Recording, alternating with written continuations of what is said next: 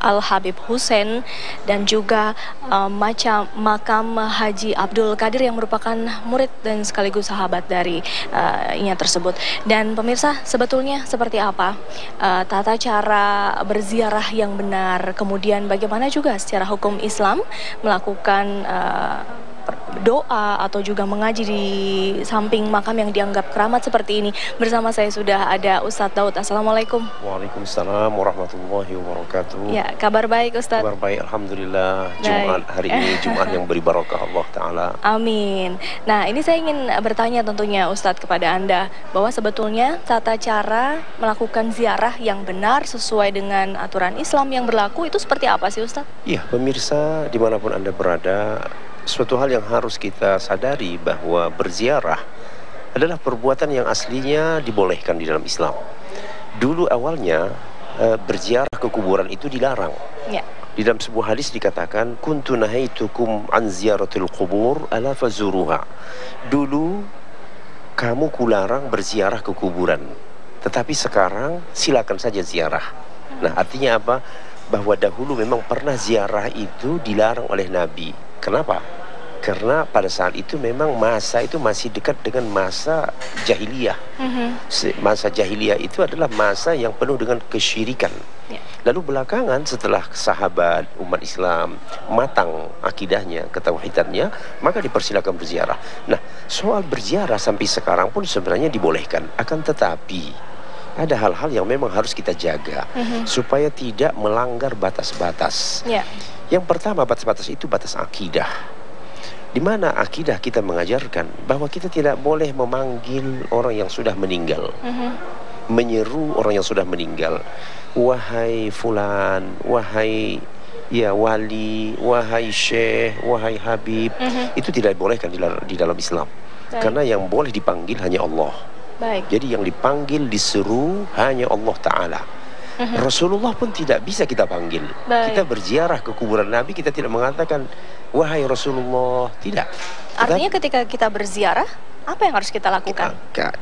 Kalau ziarah di luar makam Nabi ya seperti ini, kita yang pertama tujuan ziarah.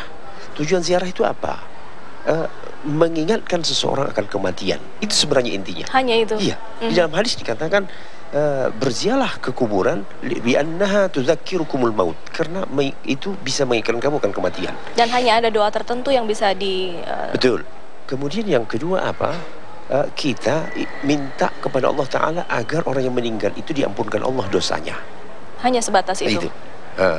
Jadi kalau kita berziarah, bukan kita memanggil orang yang meninggal atau kita meminta di kuburan dia kepada Allah Ta'ala.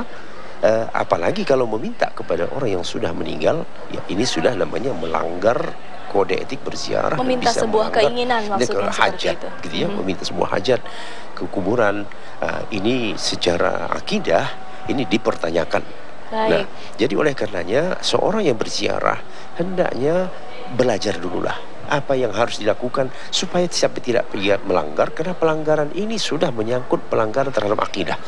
Tidak boleh dipanggil selain Allah Ta'ala, tidak boleh berdoa kepada selain Allah Ta'ala.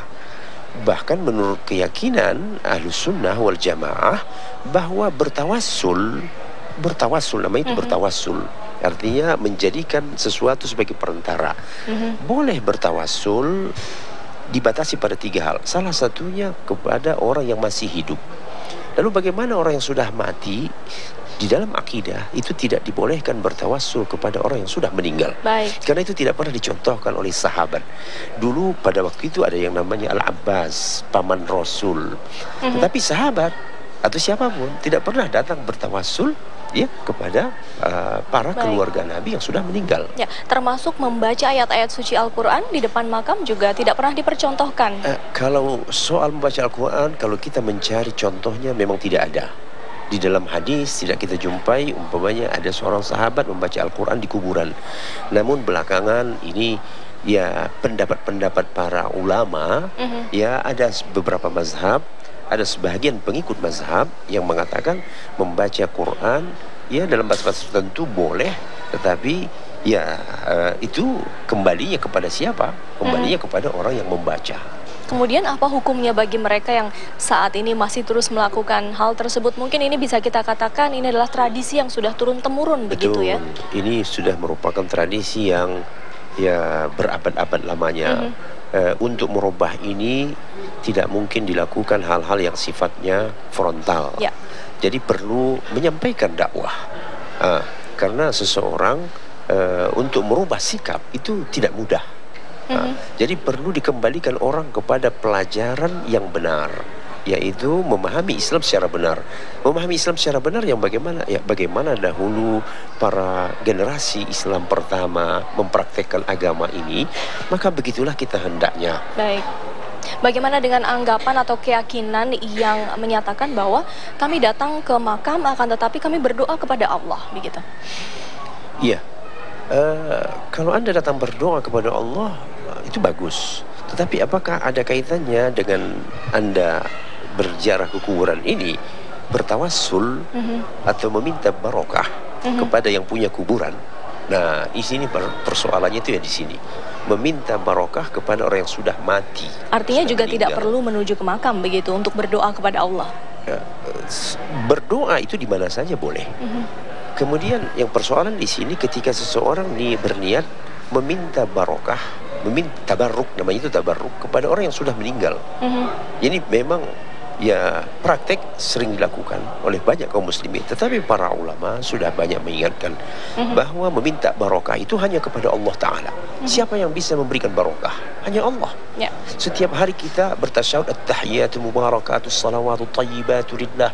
Artinya barokah itu milik Allah. Bukan manusia miliki barokah. Apalagi orang yang sudah meninggal, tidak mungkin dia memberikan barokah kepada orang terakhir, tersebut. kalau kita mengetahui kita punya Wali Songo, kemudian ada Habib Hussein yang kita anggap kami hormati karena pernah menyebarkan agama Islam. Bagaimana cara kita menghormati? Singkat saja, Ustaz. Oh iya, kita menghormati mereka pendahulu kita. Mereka dahulu adalah para dai yang menyebarkan Islam di seluruh penjuru ini. Tetapi bagaimana kita memperlakukan mereka? Kita berdoa agar Allah menerima amal soleh mereka, agar mereka diampuni Allah dosanya. Baik. Dan begitu juga menunjuki kita yang hidup belakangan supaya bisa mengikuti jejak mereka. Baik, Ustadz Daud, terima kasih penjelasannya. Kita harus menuju ke rekan kami yang ada di studio saat ini.